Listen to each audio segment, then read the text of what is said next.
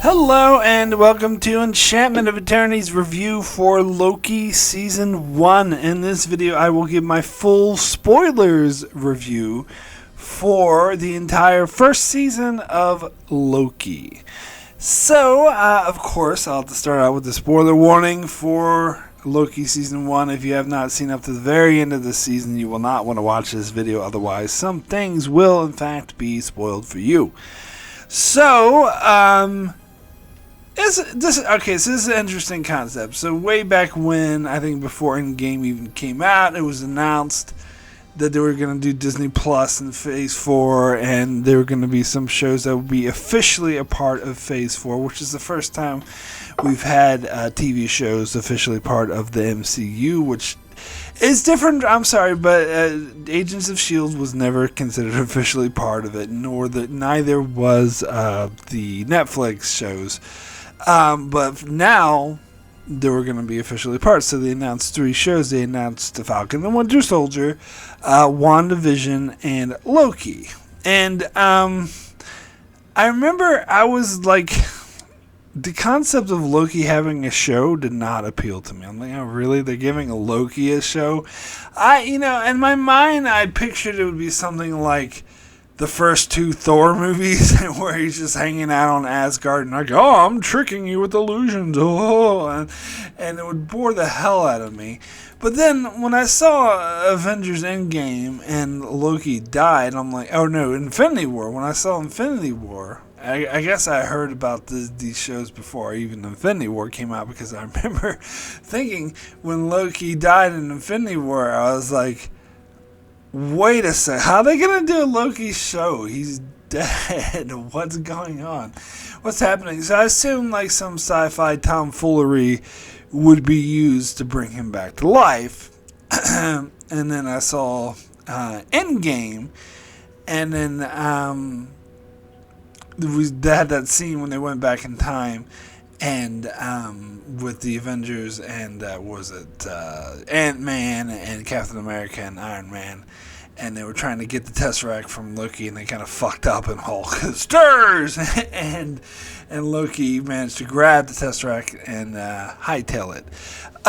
So as soon as I saw that, I'm like, oh, okay, I get it now. It's this alternate version of Loki that's going to have his own TV show. And I like how the pitch meetings for Endgame, if you ever seen the pitch meetings on YouTube, check them out.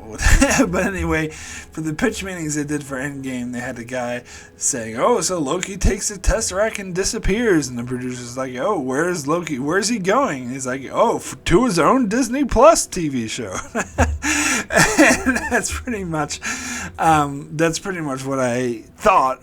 And when I saw that movie for the first time as well, that, oh, so this is what they're going to do with the Loki show. But even then, I wasn't that much looking forward to the show, because I thought it would be, again, that he would go off and do his own thing and try to conquer Earth again. I'm like, we've already seen it. I don't really want to see it again. But when I started getting close to the air date, and the previews, the trailers are coming out, and they showed that it had to do with some time travel tomfoolery, so it looked more interesting to me. But when I actually saw the show, and I was actually kind of surprised, I was kind of shocked that in the very first episode, almost immediately, when Loki disappears with the Tesseract, he's talking to people in Mongolia or whatnot, saying that he's going to be their ruler. And almost immediately, the TVA show up, arrest him, and haul him. And that was not what I was expecting. I knew from the trailers it would involve like this weird time travel group that Owen Wilson was going to be in, but I had no idea it was like going to instantly shoot to that.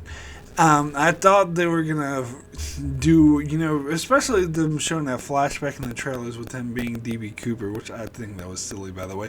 But anyway, I thought they were going to show him, like, hopping around Isengard, not Isengard, that's fucking Lord of the Rings. What's it called? Asgard. Isengard taking the hobbits there. Anyway, Asgard. I thought they were going to show him, like, fucking around with Asgard and all this other shit for, a couple episodes or whatnot. But instead, like, almost immediately, he's arresting Shane and hauled in front of the TVA.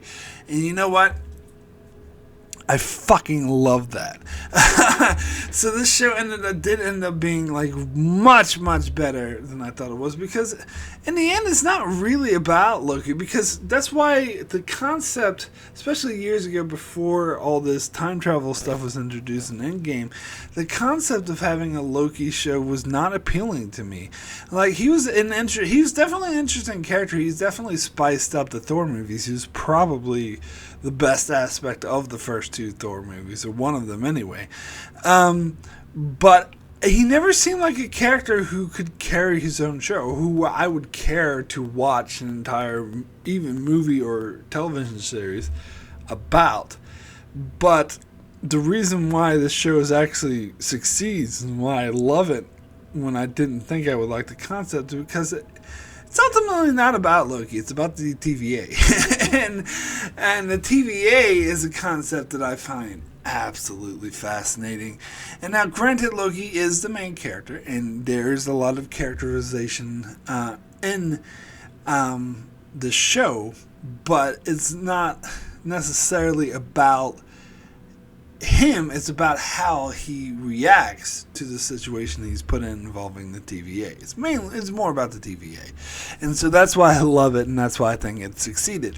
Now, the one drawback I would say to the show is, and this was the one thing that after Endgame, the one thing I was still very skeptical about, that and why I still didn't like the concept, and to be fair, I think it did hold it back a little bit, is that the Loki that we got in the show, that the show's about, is the Loki immediately following the Avengers movie, but way back in 2011. And so Loki in the MCU has gone through so much character development since then. He's become a more likable character, a better character. And so the fact that they're kind of automatically like unwinding, erasing all that character development and taking him back to a point of time that he already progressed from, seemed really uninteresting to me. And to be fair, I do think that did bother me in the actual show. Now, I think it wasn't as big of a hindrance as I thought it may be. I think they actually did a good job overcoming this, but it's still kind of bothered me. And it's also the same thing with Gamora and how she's, alive again, but it's an earlier version of herself who's totally different. And it seems like she's going to have to go through all the same character development we've already seen her go through already, which annoys me. But I'll wait for the Guardians movies to see how they handle that. That's what I kind of don't like, because they kill off these characters, but they bring back like alternate earlier versions of themselves. Anyway, so I love Owen Wilson's character, by the way. I loved his camaraderie in the relationship he had with Loki. I think that was... here's the thing. And the more I think about it, the more I don't like The Falcon and Winter Soldier. I'm surprised some people love that show. I really don't think it was that good. It was one of the most average things that the MCU has ever done, if I'm being completely honest.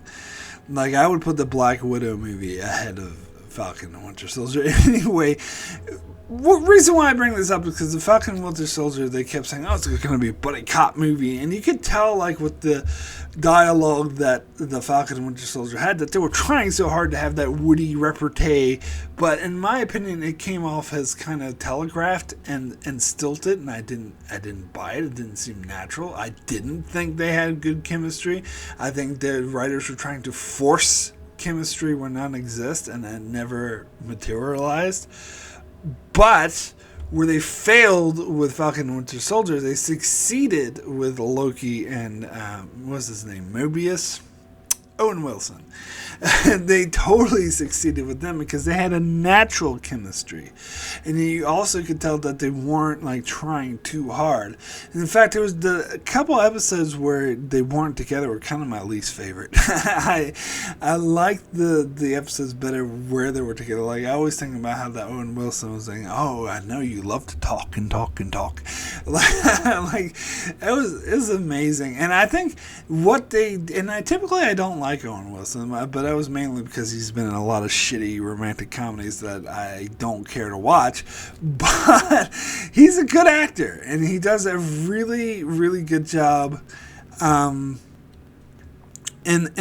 the show, and I love the natural chemistry that him and Tom Hiddleston have. And also, like, even when he's not with Loki, like, his portrayal when he's interacting with other characters is really fascinating. I love how the internet kind of clinged on to his love of a jet ski, and there's, like, memes of him riding a jet ski, and everyone's like, he needs to ride a jet ski. Like, that's good writing. When you have, like, a throwaway line like that, and they did bring it up once again later on, but when you have a line like that's so compelling that people latch onto it. And it shows that it was written extremely well. Now, the whole concept of the TVA is a really interesting one, having the one true timeline and how the police are basically foreseeing, because they laid out in game that what the rules of time travel in the MCU are. They're not Back to the Future, go back and alter the past, and they're not 12 Monkeys, whatever happened. You can't change the past. They're a alternate mini, I like to call it Type 3 time travel, but it's the alternate worlds. If you go back and change something in the past, you create an alternate timeline. And now, in this show, we're shown that the TVA prevent those alternate timelines from happening because there's only one true timeline. However, I am a little bit confused, and I know some other people brought this up, exactly how that works, because how can there be a female Loki and a much older version of Loki as the TVA are always there to ensure that alternate timelines don't happen? So I heard other people theorize that it's actually a group of alternate universes together, or alternate timelines that form the one true timeline. So it's not actually one timeline, it's just like a small group of them, but you can't go outside of that group. I don't know, it gets confusing. And plus, I really don't think they were clear about what a Nexus event is. Like, I thought they were clear about it in the first couple episodes, particularly where Loki was concerned, or, our Loki, the main character of the show. But when they go off in later episodes, I think they kind of lose what exactly they mean, because from my understanding, a Nexus timeline has to involve time travel. Because something was supposed to happen and happened a certain way, but someone traveled back into the past and they changed something, so that's a Nexus event that's gonna create an alternate timeline. In this case of our Loki, he didn't travel, but the Iron Man and Captain America did, and they changed the events that caused Loki to go off in a different direction than he was meant to. So he's now a variant because he's now not on the path that he needs to be on. So they need to prune him in order to prevent an alternate timeline from taking place. But the way they talked about it in later episodes, like, they never explained why, like, Sylvie, what her Nexus event was, and the fact what's her face said, I don't even remember. And this seems to imply, and then the kid Loki they meet in episode 5, they said his Nexus event was killing Thor. Okay, so, but who, like, time travel to cause that to happen? I don't know. To me, it wouldn't make any sense, because there seemed to be implying that if someone chooses to do something that's not meant to happen, then that's a Nexus event. But to me, that doesn't make any sense. It would make more sense, because why could people just randomly be able to choose to do something not meant to happen? To me, it would make a hell of a lot more sense if it was exactly as it was presented in the first 2 episodes, that it has to be time travel involved to manipulate things to happen in a way that they weren't, hence one true timeline.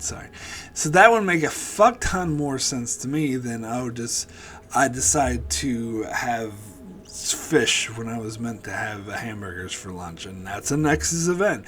No, but okay, maybe not something so trivial. Let's say I decide to go out and crash a plane, which kills a bunch of people, and that's a Nexus event. But no, like, wouldn't that always happen? Wouldn't I always, like, choose to go out and crash a plane. And by the way, I'm not going to crash a plane.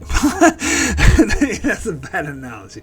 But I'm just saying, like, if someone went out and crashed a plane, one they're always destined to do so. They can't just decide to break with what they were destined to do. Like, and that's what the whole show plays with, the concept of free will, and then maybe that kind of rubs me a wrong way, because they are kind of implying that there is no free will and that everything is predetermined.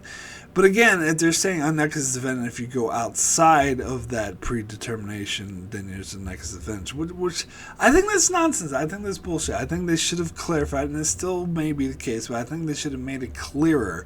They should have made it crystal clear that time travel needs to be involved in order to create a nexus event, just like it was with our Loki, but whatever. I didn't give myself a headache thinking about that much. Now, so episode 1 was great, introduced us to all this stuff. Episode 2 ranked up the tension of having Loki try to catch the variant Loki that's causing issues.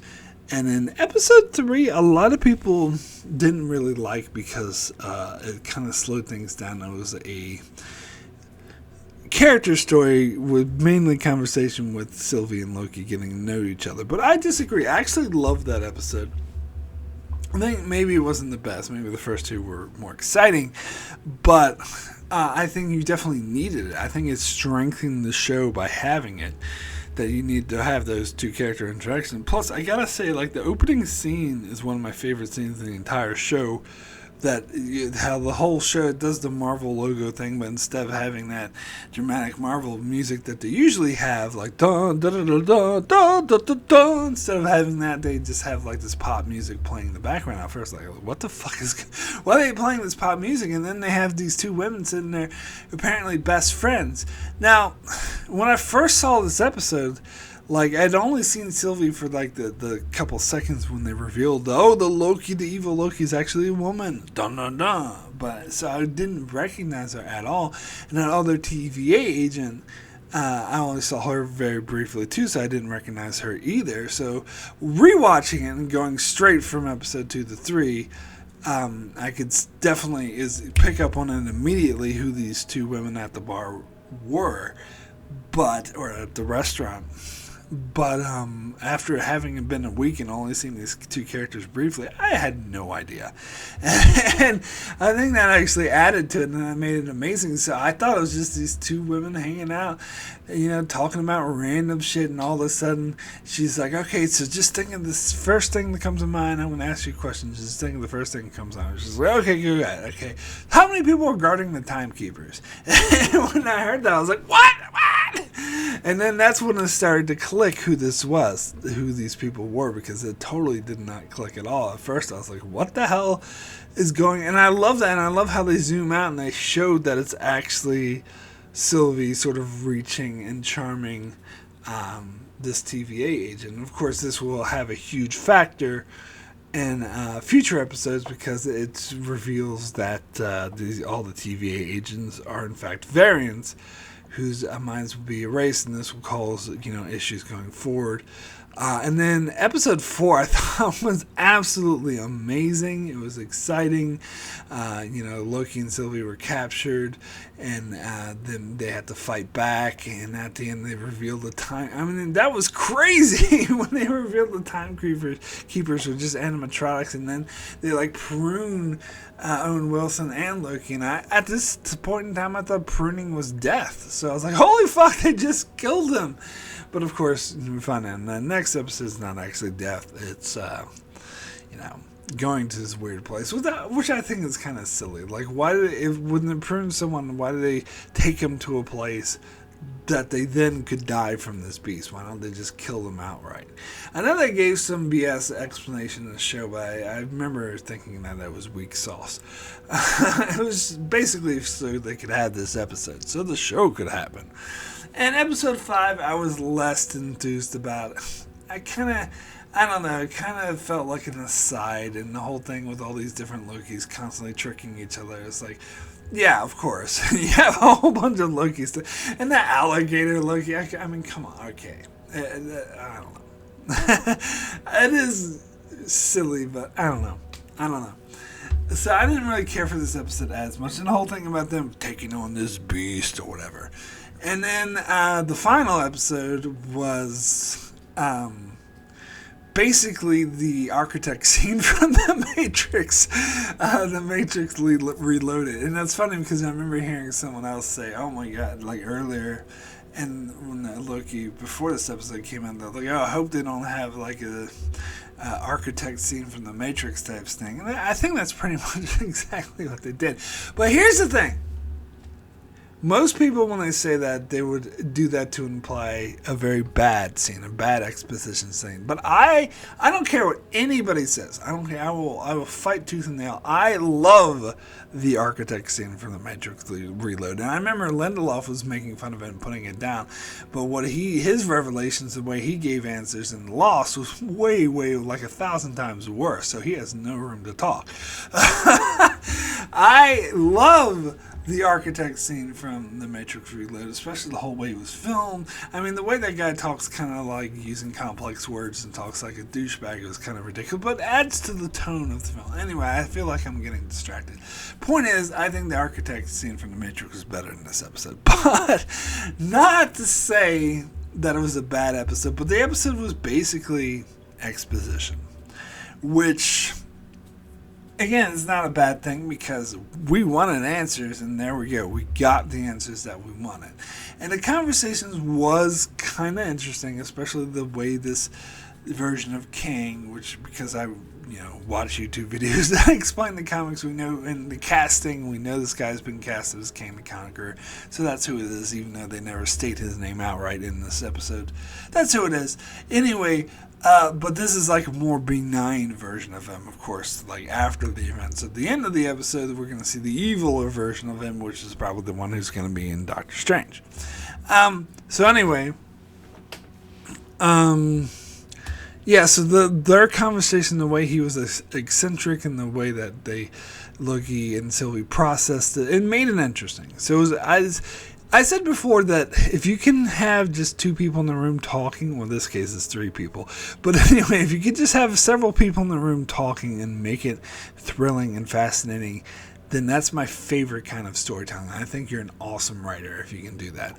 Now, did they really pull it off in this? Not really. I mean, it still came off as a whole bunch of exposition, but it was still interesting, and it was still told from a fascinating perspective. And then they flash back with the stuff going on at the TVA, which also helped interject some excitement to the episode. And then, of course, the ending was really rich with excitement, and I love how... I love how Sylvie just couldn't, and I love the fight between Sylvie and Loki. That was extremely powerful because it was like the earlier fight in like episode 3 when they were fighting was kind of dumb. It was like, oh yeah, it's kind of pointless. It was like, oh yeah, you gotta get the two characters fight, but this fight felt more emotionally earned, and that there was more weight to it because you did get that these two did care for each other. And they were imposing sides, and that because of what Loki was doing, that Sylvie assumed that he was just wanted power and just wanted to rule because that's what he wanted to begin with, but he was trying to explain it, and I believe he was sincere, and this is where the character growth came in, is that he actually he knew that he didn't want to rule, that he honestly believed what this king was saying. That if you just kill him, you're just going to create a whole bunch of tyrants. It's going to be way worse, which, as we find out, is in fact what happened. So he was right. But Sylvie can't look past her trauma and her desire for revenge, and that gets the better of her. So I liked it. I thought that was really powerful. I don't think...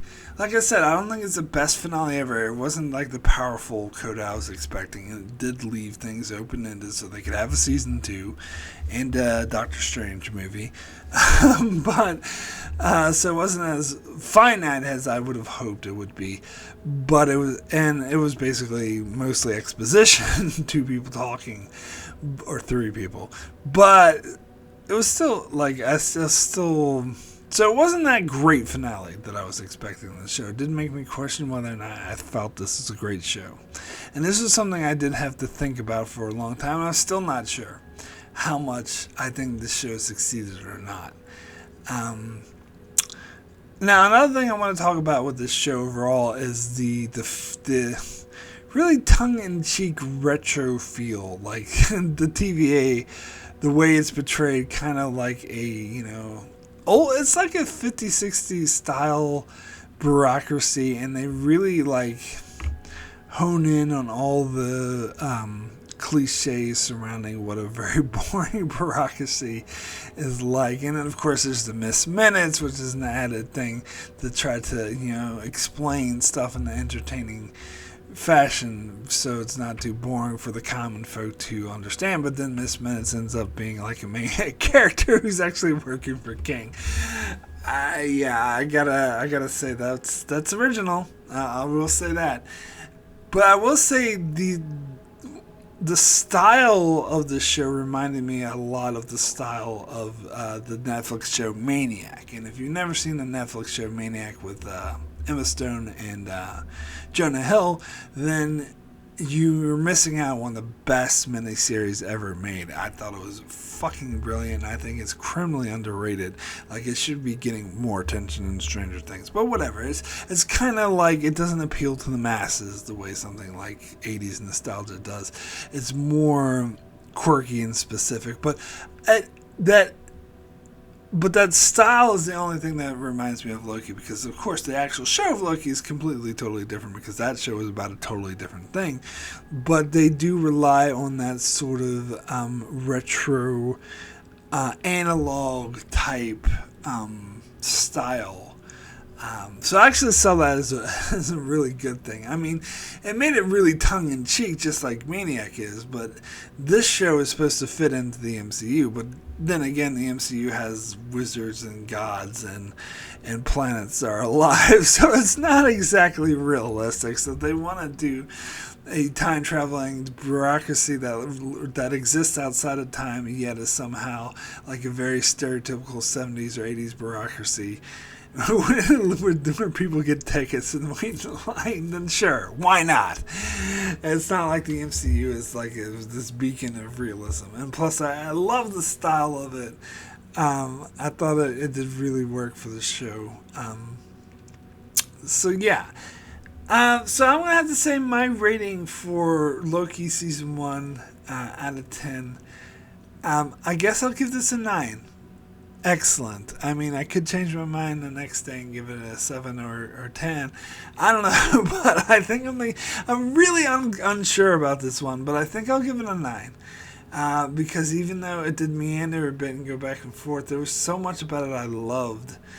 And I still don't know if I like this better than WandaVision or not, because WandaVision, I think I liked it. It intrigued me more. It had more mystery, but it also had more sort of downtime and more things about it I disliked or I didn't think worked out as well. Whereas this, I thought it did meander a bit in episode 3 and 5, but ultimately, I loved it. Like, I love the concept of the TVA. I love what they did with Loki's character. I love the thing they did with Sylvie. And that's the other thing that I forgot I was going to mention, is the whole romance between Loki and Sylvie, is that some people were really, really against this. And at first I was against it too when they first mentioned her. I'm like, oh, that's disgusting. They're the same person. And I'm like, that's ridiculous. But then Owen Wilson's character had a line that sort of sold it to me, where he says, oh, that's very narcissistic of you. And exactly, that is exactly how Loki, and I was like, oh, that makes total sense, because Loki is the exact person you would expect that the person he would fall in love with the most is himself. Or a version of himself. So I was like, oh, actually, that makes perfect sense. That because Loki is such a narcissist, an egotist, and so self-absorbed that the only person you could truly love is another version of him. So then I bought it, and I actually bought that kiss at the end. If someone said the kiss was the most awkward kiss in the MCU, no way. It was fine. I bought it. I actually thought that scene really worked. Oh god, but yeah. And also, I was gonna mention a whole it's funny, and I do like how this is setting up for the Doctor Strange movie, because when they had that whole minute speech in the first episode, and she said the TVA existed because otherwise all the stuff would branch off into a multiverse of madness, and she used that exact phrase. And then at the end of this series, we see that's exactly what's gonna happen. Everything's branching off into what she earlier described, the multiverse of madness, and of course the Doctor Strange movie is called the Multiverse of Madness. So, and Wanda's going to be in it. I gotta tell you, this is my most anticipated movie of the MCU since Endgame. I think it's the only one I anticipated I anticipated this one the most. The only other one I anticipated more than this was Endgame. But God, I can't wait for it. I don't give a shit about the Eternals or the Legend of the Ten Rings, whatever. Bull. I don't care. I just give me this Doctor Strange movie.